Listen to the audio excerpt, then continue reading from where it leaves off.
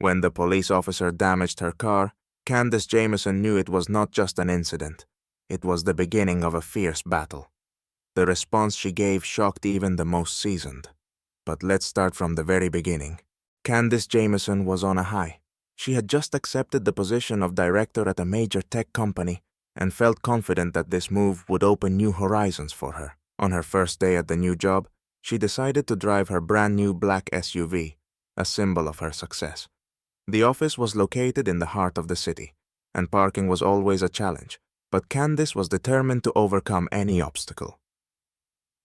When she arrived and parked in one of the available spots near the entrance, there were no signs or markings prohibiting parking.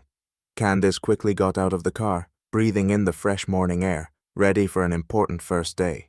But suddenly, a police officer approached her. "This is illegal parking," he declared without warning, holding a can of white spray paint. Candace froze.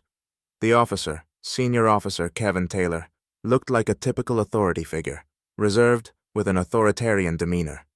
His expression was cold, and his actions decisive. "What?" Candace asked, trying to make sense of the situation. "This is not a parking spot," Taylor replied, ignoring her confusion. "Move your car to the proper spot or you'll get a fine." "This space is open and there are no signs," she responded, trying to understand why the officer was uninterested in offering any explanations. Taylor ignored her objections.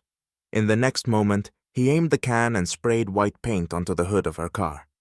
Candace, unable to believe her eyes, stepped closer. "Stop! You're ruining my car!" she shouted. A passerby rushed up to the officer and attempted to intervene, but Taylor waved him off. "This is illegal parking. I won't tolerate violations," he repeated with contempt. His words were sharp, and his voice was harsh. The situation was escalating. Candace felt her blood rush to her cheeks. She quickly pulled out her phone and began recording the video. "Record all you want," Taylor said, seemingly not noticing the camera, "but you're still going to get a fine." Without letting him finish, Candace took several quick steps forward. "You have no idea who you're talking to," she said, holding the camera in front of her. "You just ruined my car, and now you're going to pay for it." And at that moment, as if on cue, her phone rang. It was her new boss. "Candace, good afternoon. The meeting is postponed. I'll be waiting for you in the main hall in 15 minutes, said the voice on the other end. As Candace tried to process what was happening, the officer continued to insult her. She knew this day wasn't like any other, and that her career start could only get more complicated from here. However, she wasn't about to back down. With a deep breath, she slipped the phone back into her bag, deciding that she would need to report everything at the meeting.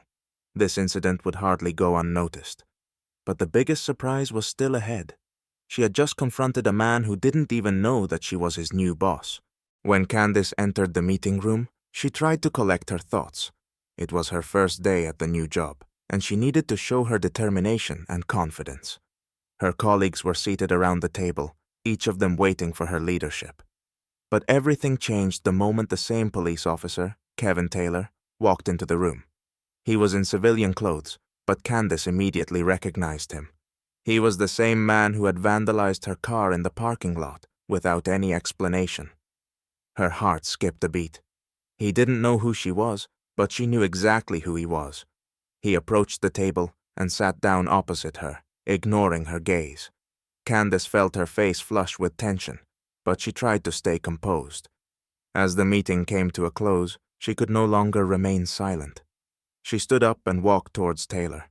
Their eyes met, and for a moment they froze. "You're the cop from the parking lot?" Candace asked, barely containing her emotions. He hesitated, his face drained of color. He clearly realized his mistake, but he hadn't expected Candace to be the person he had so rudely mistreated. "I didn't know who you were," Taylor replied, his voice trembling slightly. Candace, not allowing him to continue, calmly responded, "You violated my rights. You ruined my car and didn't even bother to hear my explanation. Now you'll learn what happens when you overestimate your authority." Taylor, biting his lip, tried to justify himself, but Candace had already turned on her heel and headed for the exit. She could still feel the lingering tension from the encounter, but she knew that this conflict needed to be addressed. This day had become not only the beginning of her new job, but also a test of her boundaries. After the incident with Taylor, Candice couldn't focus on her work. She spent several hours in the office, avoiding conversations with her colleagues and reflecting on what had happened. But by the evening, when her thoughts started to clear, she decided that action was necessary. The injustice she had faced could not go unchallenged. Meanwhile, Kevin Taylor couldn't forget that day either. His behavior in the parking lot had clearly been a mistake, and now, facing the person who turned out to be his new boss, he realized the situation needed to change. He tried to justify his actions to himself, but deep down, he knew that it wasn't just a misunderstanding. He had failed to see the person behind the outward appearance, never bothering to ask who she really was. The next day, Candice saw Taylor in the hallway. He approached her, clearly nervous. His face was serious, and he seemed prepared for a conversation. "Candice, I wanted to talk to you," he started, visibly agitated. "I understand I was wrong, and I want to apologize. I didn't know who you were, and honestly, I didn't think it was that important." Candice looked at him, trying to gauge the sincerity of his apology. She was surprised by his directness, but that didn't change what had happened. She knew she had to put him in his place. "Apologies are the first step," she responded. "But you didn't just violate my rights. You humiliated me and showed everyone how easily people can be mistreated when we don't bother to understand who they are. This wasn't just a mistake, Taylor. It's a result of how bias works on every level." Kevin lowered his gaze. He felt that his guilt couldn't be fixed just by words. He wanted to defend himself, but realized he couldn't. "I understand that you need time to accept my apology, but I'm ready to work on myself and prove I can be a professional," he said. Candice nodded. She wasn't sure she could fully forgive him, but she saw that he was genuinely remorseful. This was a moment she could use to show everyone that she wasn't just a woman in a high position, but someone who fought for justice. At that moment, she made a decision. She wouldn't just let it go. She asked Taylor to join an important corporate training session on bias reduction that was scheduled for a few weeks later. She knew this would be a real test for him, but through actions and accountability, he could begin to change. "I'm scheduling you for the training," she said, "and that's not up for discussion." Taylor nodded, feeling that this challenge could become a turning point in his life. Weeks passed, and Taylor seemed to have truly changed. He had diligently gone through the bias reduction training and had become more professional. However, Candice still felt the underlying tension. Then, during a new conflict with a client who refused to work with Jonathan due to his skin color, the tension resurfaced. Candice was ready to act, but this time Taylor approached her, prepared to help. "Candice, I don't want to be part of this system," he said, sincerely expressing his regret. Candice paused.